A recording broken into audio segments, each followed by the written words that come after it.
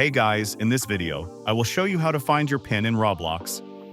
Alright, so let's begin with the video. So here what we want to do is open up Roblox. Click on the cogwheel, and then we are going to go to Help and Safety. Here just select Help Center, and we want to search the articles for PIN or forgot password.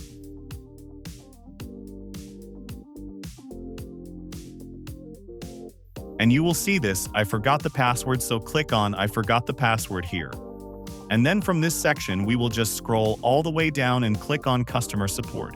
It will load up on your website like so. And here we have to type out our username, first name, and email address.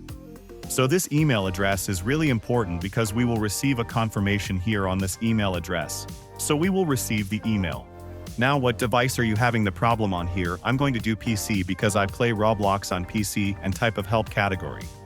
We want to click on this menu, and we will just click Select Account Hacked or Account Login. And another menu is going to appear here. We will just do Account PIN. Mine PIN option is not showing due to unverified age, but in your case, PIN option will show you just have to select it. I'm selecting Forgot Password. Now you will describe your issue. I forgot my Roblox PIN and I can't access my settings. I'd like to reset it if possible. You type something like this and then click on Continue.